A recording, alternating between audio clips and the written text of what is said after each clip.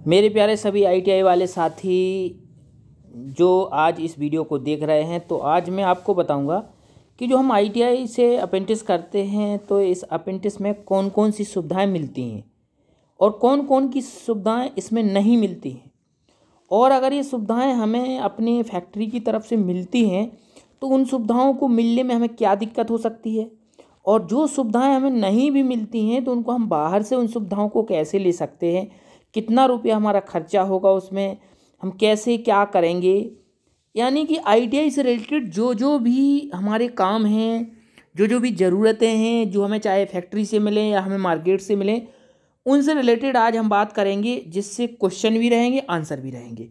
चाहे आप अप्रेंटिस किसी भी संस्थान से कर रहे हो, चाहे आप बीएचईएल से कर रहे हो, रेलवे से कर रहे हो, ऑर्डिनेंस से कर रहे हो, एनसीएल से कर रहे हो, इंडियन ऑयल से कर रहे हो, तो इनमें जो जो सुविधाएं आप सभी को मिलती हैं या नहीं मिलती हैं, तो उन सुविधाओं के बारे में हम बात करेंगे। क्योंकि हमारे चैनल फिटर फाइटर पर बहुत सारे स्टूडेंट कह रहे थे कि भाई इसमें आप एक वीडियो बना दीजिए कि सर हमें अप्रेंटिस में कौन कौन सी सुविधाएं मिलेंगी, क्या मिलेगा, खाना मिलेगा या कैंटीन मिलेगी, कमरा मिलेगा, क्या मिलेगा क्या नहीं मिलेगा, तो उससे रिलेटेड हम वीडियो बनाएंगे। तो ये पूरा वीडियो जो भी बच्चे आईटीआई से अप्रेंटिस कर रहे हैं या करना चाह रहे हैं या आगे करेंगे, तो उनके लिए वीडियो बहुत ज़रूरी है। तो आप इस वीडियो को पूरा देखें, हम सरल शब्दों में बताएंगे क्योंकि हम भी अप्रेंटिस करे हैं। तो अप्रेंटिस अभी जो कर रहे हैं उनको कोई सुविधा मिलनी होगी, नहीं मिल पा रही होगी, तो वो भी हम इसमें बता देंगे कि भाई आपको ये सुविधा मिलनी चाहिए थी। तो हम शुरू करते हैं वीडियो। देखिए, पहला हमारा ये है क्वेश्चन कि जब हम ज्वाइनिंग करने जाते हैं या डॉक्यूमेंट वेरिफिकेशन के लिए जाते हैं, दो ही काम होंगे। या तो हम ज्वाइनिंग करने के लिए जाएंगे, और ज्वाइनिंग करने के लिए जाएंगे तो डॉक्यूमेंट वेरिफिकेशन होगा। तो या हम आईटीआई की अप्रेंटिस में या तो ज्वाइनिंग करने जाते हैं या डॉक्यूमेंट वेरिफिकेशन करने के लिए जाते हैं, तो हम दूर से या तो ट्रेन से आएंगे या बस से आएंगे, तो उसमें किराया भत्ता दिया जाएगा क्या? तो इसका आंसर है नहीं। ये सुविधा, जो किराए भत्ते वाली सुविधा अप्रेंटिस वाले बच्चों को नहीं दी जाएगी। चाहे आप 1,000 रुपये किराया लगा के आ रहे हैं, चाहे आप 5,000 रुपये किराया लगा के आ रहे हैं, चाहे आप एसी से आ रहे हैं, चाहे स्लीपर से आ रहे हैं, चाहे बस से आ रहे हैं, आपको ये सुविधा नहीं दी जाएगी। आपको अपने पैसे से ही आना पड़ेगा। अब ये सुविधा किसको दी जाती है? तो ये सुविधा उन बच्चों को दी जाती है जो परमानेंट जॉब क्वालिफाई करके ज्वाइन करने के लिए जाते हैं। अप्रेंटिस वाले बच्चों को ये सुविधा नहीं दी जाती है, क्योंकि ये अप्रेंटिस एक प्रकार की ट्रेनिंग होती है। यदि आप किसी फैक्ट्री में परमानेंट जॉब में क्वालिफाई कर लिए हैं और आप परमानेंट जॉब में ज्वाइनिंग करने के लिए जा रहे हैं, जैसे मान लीजिए आपका भोपाल मेट्रो में आपका सिलेक्शन हो गया है, या आपका लखनऊ मेट्रो में सिलेक्शन हो गया, या बीएचईएल में ही आप परमानेंट की जॉब के लिए सिलेक्शन हो गया है और आप परमानेंट जॉब को ज्वाइन करने के लिए जा रहे हैं, तो आपको ये सुविधा दी जाएगी।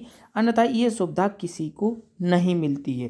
तो आपका ये डाउट क्लियर हो गया होगा कि आप डॉक्यूमेंट वेरिफिकेशन और ज्वाइनिंग के लिए आ रहे हैं तो आपको कोई भी ट्रैवलिंग अलाउंस टीए नहीं दिया जाएगा, आपको किराया भत्ता नहीं दिया जाएगा। पहला क्वेश्चन। अब दूसरे क्वेश्चन पे हम चलते हैं। दूसरा क्वेश्चन ये, ज्वाइन कर लेने के बाद, देखिए ज्वाइन कर लेने के बाद यानी अप्रेंटिस का ज्वाइन कर लेने के बाद खाना व नाश्ता मिलेगा क्या? ठीक है, तो हम इसको नो नहीं कह सकते हैं और यस भी नहीं कह सकते।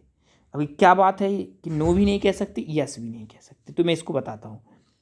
इसको मैं आपको बताता हूँ कि आपको खाना और उसका क्या करना पड़ेगा। देखिए, खाना और नाश्ता दोनों मिलेंगे, लेकिन फैक्ट्री के अंदर कैंटीन रहेगी। आपको फैक्ट्री के बाहर ना तो खाना मिलेगा ना नाश्ता मिलेगा।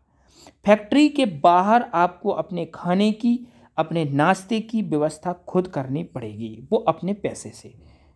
ठीक है, आपको फैक्ट्री के अंदर खाना भी मिलेगा, नाश्ता भी मिलेगा। कैंटीन रहती है, उसका टोकन आपको खरीदना पड़ेगा खाने का। लगभग 30 रुपये का टोकन बीएचईएल के अंदर आता है और किसी फैक्ट्री में भी यही होगा। 30 से 35 रुपये में खाने का टोकन आ जाएगा, और नाश्ते का टोकन जितना आपको नाश्ता करना हो पर पीस 5 रुपये पर पीस होता है, यानी कि आपको एक पीस 5 रुपये का मिलेगा। जैसे आपको कोई भी मतलब पराठा लेना है या आपको समोसा लेना है या आपको आलू बोंडा लेना है तो 5 रुपये पर पीस मिलेगा। नाश्ता आप ले सकते हैं, बस टोकन आपको लेना पड़ेगा कैंटीन का अंदर पर, और खाना आपको अंदर मिलेगा, 30 रुपये में आप ले सकते हैं। तो आपको खाना नाश्ता फैक्ट्री के अंदर मिलेगा, ना कि फैक्ट्री के बाहर। आप ये इतना कर सकते हो कि टोकन आप ले करके और आप फैक्ट्री के अंदर खाना खाने के लिए जा सकते हो, कोई मना आपको नहीं करेगा। आप गेट पे जाइए, भले आपकी ड्यूटी नहीं है, आप टोकन लेके जाइए, गेट पर बोल दीजिए कि सर हमें खाना खाने जाना है, तो आपको जाने देंगे, कोई दिक्कत नहीं होगी, ठीक है। और लौट के आने में आपको बोलना है कि मैं सर आपको बता के गया था कि हम खाना खाने आए थे और हम लौट के भी वापस जाएंगे, क्योंकि यदि आप ये नहीं बोलोगे तो आप फैक्ट्री के अंदर तो चले जाओगे लेकिन बाहर नहीं निकल पाओगे, क्योंकि आपको गेट पास लेना पड़ेगा और आप अंदर ही फंसे रह जाओगे। यानी हमारा कहने का मतलब ये कि नाश्ता और खाना आपको फैक्ट्री के अंदर ही मिलेगा, बाहर आपको नाश्ता और खाना नहीं मिलेगा, आपको खुद बनाना पड़ेगा या किसी मेस में जाके खुद के पैसों से करना पड़ेगा। तो ये दूसरा डाउट था, ये दूसरा डाउट हमने क्लियर कर दिया। अब ये तीसरा नंबर आ गया, अप्रेंटिस वालों को हॉस्टल या रूम देते हैं क्या? किसी भी अप्रेंटिस ट्रेनिंग के लिए हॉस्टल, ना तो हॉस्टल दिया जाता है ना रूम दिया जाता है, यानी इसका आंसर रहेगा नो, यानी हॉस्टल और रूम नहीं दिया जाता है। आपको ही हॉस्टल में रहना पड़ेगा खुद के पैसे से, या रूम किराए से लेना पड़ेगा, हॉस्टल किराए से लेना पड़ेगा। अब ये समस्या ये है कि हम हॉस्टल या रूम का जो बाहर से लें वो कितने का पड़ेगा, ये बच्चे का कमेंट आया था, तो मैं आपको बता देता हूँ। जैसे सिटी होती है वैसे ही कमरे मिलते हैं। आप सिंगल व्यक्ति के लिए आपको 1500 रुपये से लेके 2000-2500 रुपये का कमरा मिल जाएगा।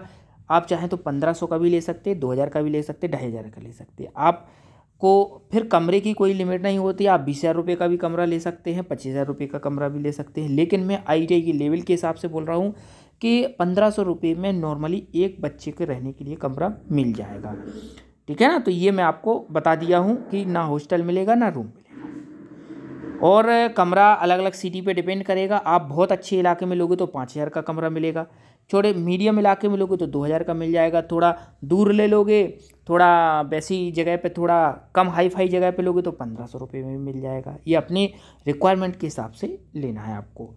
अगला चलते हैं आगे नेक्स्ट क्वेश्चन पर कि ड्यूटी की ड्रेस और सेफ्टी शूज देते हैं क्या? यानी हमें ड्यूटी में जाना पड़ता है तो हम ड्रेस पहन के जाएंगे, सेफ्टी शूज पहन के जाएंगे, क्योंकि हम ITI में जानते हैं।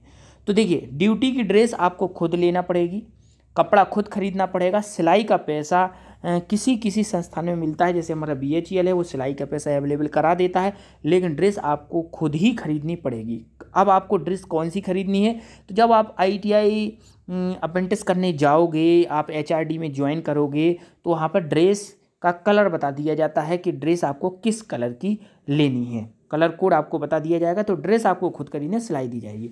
शूज जो है, सेफ्टी शूज आपको खुद अपने पैसे से खरीदना पड़ेगा, इसका पैसा हमारी जो संस्थान होता है या जो फैक्ट्री होती है वो नहीं देती है। तो ये चीज़ का ध्यान रखिए, ड्रेस आपको खुद खरीदनी है, सेफ्टी शूज आपको खुद खरीदनी है। ड्रेस के सिलाई के पैसे कोई संस्थान अवेलेबल करा देता है, कोई नहीं कराता है, तो ये आपको खुद खरीदना है, और कलर आपको वहीं से मिल जाएगा। सेफ्टी शूज तो ब्लैक रंग का ही रहता है, तो सेफ्टी शूज आपको ब्लैक रंग का ही खरीदना है। इसके बाद आगे बढ़ते हैं, अगला 5वां क्वेश्चन। तो ड्यूटी करने के लिए बस या टैक्सी का किराया मिलेगा का? अब ये अभी हमने जो किराया पहले बताया था वो बताया था डॉक्यूमेंट वेरिफिकेशन का किराया। आप रोज़ ड्यूटी जाओगे, मान लीजिए आपने फैक्ट्री से 5 किलोमीटर 10 किलोमीटर दूर पर कमरा लिया, तो आप रोज़ बस से जाओगे या टैक्सी से जाओगे। तो इसमें देखिए, इसमें 2 सुविधाएँ होती हैं। कई फैक्ट्रियाँ ऐसी होती हैं जिसमें बस चलती है, यानी आप उस बस में जा सकते हैं, आपका मंथली जो सैलरी आएगी उससे आपका पैसा कट जाएगा। लेकिन कई फैक्ट्री ऐसी होती हैं वो अपनी बस नहीं चलाती हैं, तो यानी हम कहें ये कि इसमें बस या टैक्सी का जो किराया है वो आपको खुद ही पेड करना पड़ेगा। यदि फैक्ट्री की बस चल रही है तो आपको फैक्ट्री की बस में पेड करना पड़ेगा, जो आपकी पेमेंट से कट जाएगा। और यदि आपकी फैक्ट्री की बस नहीं चल रही तो आपको खुद का स्वयं का पैसा दे करके, टैक्सी हो, बस हो, ट्रेन हो, जिससे हो, आपको खुद के पैसे से ही जाना पड़ेगा, फैक्ट्री ये प्रोवाइड नहीं कराएगी। इसके बाद अगला 6वां नंबर क्वेश्चन है, अप्रेंटिस में पेमेंट या स्टाइपेंड जो मिलता है वो कितना मिलता है?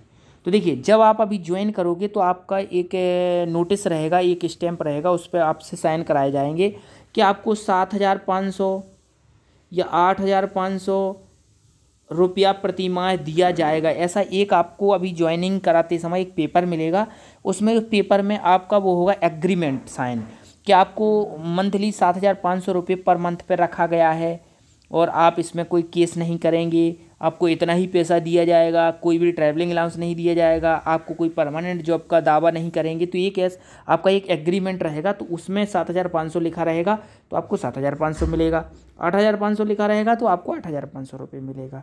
ठीक है ना। तो ये आपको स्टाइपेंड इतना ही मिलता है। ITI से अप्रेंटिस वालों को लगभग 7,500 से लेकर 8,500 तक मिलते हैं। ठीक है, क्योंकि ये ट्रेनिंग होती है, ये परमानेंट जॉब नहीं। अगला चलते हैं 7वें क्वेश्चन पर। देखिए आ गया, अप्रेंटिस ट्रेनिंग में छुट्टी कितनी मिलती है। ये बहुत ही इंपॉर्टेंट क्वेश्चन है कि हम अप्रेंटिस ट्रेनिंग करेंगे तो कुछ बच्चे कहने लगते हैं कि भाई हमें एक ही छुट्टी नहीं मारना है, कुछ बच्चे कहते हैं बहुत सारी छुट्टी मिलती है। छुट्टी का पता होना बहुत ज़रूरी होती है, जो हर संस्थान में सेम होती हैं। तो देखिए इसमें 27 डेज आपको फुल डे छुट्टी मिलेगी, यानी आपको पूरे साल भर की ट्रेनिंग में 27 दिन छुट्टी मिलेगी। अब 27 दिन में इसमें जो है CL रहेंगी और कुछ EL रहेंगी। तो इसमें जो हमारे BHL में मिलती हैं वो 13 इसमें CL मिलती हैं और 14 इसमें जो है HPL मिलती हैं। 13 CL और 14 HPL यानी HPL ना कहें इसको तो सही रहेगा, इसको मैं थोड़ा सा क्या कर देता हूँ, HPL को मिटा देता हूँ। देखिए HPL नहीं, उसको बोलते हैं CSL का मतलब होता है आप यदि बीमार हैं, ऐसे कम्युनिटी सिक लीव कहते हैं। सिक का मतलब होता है बीमार, तो CSL मतलब आप यदि आप बीमार हैं, आपको बुखार है, जुकाम है, जो भी है, तो ये 14 छुट्टी आपको ये मिलती हैं। ठीक है ना, 14 छुट्टी ये मिलेंगी और आपको 13 CL मिलेंगी। CL का मतलब होता है कैजुअल लीव, यानी आकस्मिक आपको कोई काम पड़ गया, आपके पापा आ गए रेलवे स्टेशन पे, आपकी मम्मी आ गई, या आपका भाई आ गया, बहनें आ गया, कोई बहन को चक्कर आ रहा है, कोई दिक्कत है, जो भी है, तो 13 और 14 मिला के 27 छुट्टी ये आपको मिलती हैं। और 27 के अलावा 11 छुट्टी और मिलती हैं जो फैक्ट्री लाइन में होती हैं, साल भर की 11 छुट्टी, यानी 27 ये मिला के और 11 ये मिला के आपको कितनी होंगी जी, 38 छुट्टी आपको जी हो गई, 38 छुट्टी हो गई आपकी टोटल। अब 38 में देखिए 52 जो होते हैं संडे होते हैं, तो 52 + 38 ये टोटल मिला के आपको 8 और 2 10, 5 3 8 9 90, यानी 3 महीने की छुट्टी आपकी बन जाती है। आपको 3 महीने यानी 9 महीने आपको इसमें अटेंडेंस देनी पड़ेगी। और 9 महीने में कितना प्रेजेंट रहना पड़ेगा वो मैं अगले क्वेश्चन में बता रहा हूँ। यानी आपको 3 महीने की परफेक्ट छुट्टी मिल रही है, संडे मिला करके और फैक्ट्री लाइन की 11 छुट्टी मिला करके और EL मिला करके और CSL मिला करके पूरे 90 दिन हो गए, यानी 3 महीने की छुट्टी आपको मिल गई है और बची 9 महीने। अब हम अभी 9 महीने का बताएंगे कि 9 महीने में कितना आपको प्रेजेंट रहना। देखिए अगले क्वेश्चन था ये, अप्रेंटिस में प्रेजेंट कितने % होनी चाहिए ताकि आप उसमें फेल ना हो या कोई दिक्कत ना हो। तो आपको उसमें 75% प्रेजेंट रहना पड़ेगा, यानी 9 महीने का 75% निकाल लीजिए आप। ठीक है ना, 9 महीने का 75% लगभग 6 महीने के आसपास आपका आ जाएगा, यानी आपको 9 महीने में 6.5 महीने आपको लगभग प्रेजेंट रहना चाहिए। वैसे तो मैं ये कहता हूँ कि 9 महीने में आपको इतनी छुट्टी मिल रही है तो 9 महीने में 100% प्रेजेंट दीजिए, आपका अच्छा रहेगा, अप्रेंटिस अच्छी चलेगी, आप अच्छा सीखेंगे और पढ़ेंगे। इसका अगला क्वेश्चन है, 1 महीने में खर्चा कितना आ सकता है। ये क्वेश्चन मेरे को एक बच्चे ने पूछा था कि भैया हम अप्रेंटिस करने जाते हैं, हमें 7,500 मिलता है, 8,500 मिलता है, तो हम कितना खर्चा होगा कि हम उसको मेंटेन कर सकते हैं। देखिए खर्चे की कोई लिमिट नहीं होती है। मैंने खुद अपने फैक्ट्री में देखा है, जो बच्चे अप्रेंटिस वाले आते हैं कि वो 9,500 या 8,500 उनको मिलता है, वो खर्चा 20,000 रुपये कहते हैं।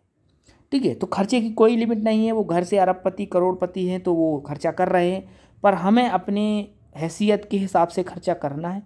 तो अगर आप अच्छे से खर्चा करोगे तो आपकी आधी 8,500 में भी आधा बच जाएगा। देखिए किस तरीके से आपको खर्चा करना है, आपको कैंटीन में ही एक टाइम कैंटीन में खाना खाना है, एक टाइम घर पर खाना बनाना है। ठीक है ना, अब दोनों टाइम कैंटीन में नहीं जा पाएंगे, ये मेरा विश्वास है, मैं 100% दावा करके कह रहा हूँ, क्योंकि जब आप ड्यूटी करके घर पर आ जाओगे, ठीक है ना, ड्यूटी करके घर पर आ जाओगे तो आपको ड्यूटी जाने में 1-2 किलोमीटर दूर होकर नहीं जा पाओगे। तो ये सबसे परफेक्ट तरीका है, जब आप ड्यूटी प्लेस पर रहेंगे तो आप कैंटीन में खाना खाएं, जब आप शाम को आ जाएं तो घर पर खाना खाएं। तो एक टाइम आप कैंटीन में खाना खाओगे, एक टाइम घर पर खाओगे, तो इससे आपका खर्चा थोड़ा कम रहेगा। तो आप यदि 2,000 रुपये का कमरा लगा लेते हैं, 2,000 रुपये आप कमरा लगा लेते हैं तो आपको 2,000 रुपये लगभग और खर्चा हो जाएगा। तो लगभग आपका 4,000 रुपये के समथिंग आपका खर्चा हो जाएगा। आप यदि सही खर्चा करोगे, देखिए जिस तरीके से ITI आपने की है और हम ITI वाले बच्चे जिस तरीके से रहते हैं, तो आपका 2,000 रुपये कमरे का 2,000 रुपये एक्स्ट्रा खर्चा आपका खाना बनाने में लगेगा। 4,000 रुपये में आपका एक महीना निकल जाएगा। आपको यदि 8,500 रुपये पेमेंट मिलती है, 7,500 रुपये मिलती है, तो आपका 3 से 3,500 रुपये आपका बच जाएगा। अब इसमें जो है कमरे में क्या क्या लेना पड़ेगा, वो आपको शुरुआती खर्चा थोड़ा ज़्यादा आ सकता है। गैस सिलेंडर, चूल्हा मिला करके आपको सोने और बर्तन वगैरह जो भी है, तो ये इसमें कोशिश करिए ज़्यादातर चीज़ें घर से लाइए, क्योंकि यदि आप ज़्यादा सामान बाहर से खरीदोगे तो आपको महंगा पड़ेगा। तो मिनिमम खर्चा लगभग 4,000 रुपये में आपका काम चल सकता है, ठीक है ना। तो ये इतना खर्चा आपको पड़ेगा। फिर मैंने पहले ही बोल दिया था कि अगर खर्चा करने बैठ जाओगे तो एक महीने में आप 10 लाख रुपए भी खर्च कर दोगे, कोई उसमें दिक्कत नहीं है। तो आपको अपना काम निकालना है, आपको ट्रेनिंग करनी है, ना कि आपको उधर पे अपना ऐशो आराम करने हैं। ऐसा आराम करना होता है, यदि आप इतने पैसे वाले होते तो ITI करने की कोई ज़रूरत नहीं है, क्योंकि ITI से यदि आपकी परमानेंट जॉब भी लग जाएगी तो भी 50-60 हज़ार रुपये भी आपको चुटकियों जैसे लगेंगे, अगर आप बहुत बड़े लोग हैं तो, ठीक है ना। तो आपको अप्रेंटिस में करते हुए जो आपको पैसा मिलेगा उस पैसे से आपको खर्चा चलाना है और अपनी नेक्स्ट तैयारी करना है। आपको अप्रेंटिस ही नहीं करते रहना है, आपको परमानेंट जॉब की तैयारी करना है।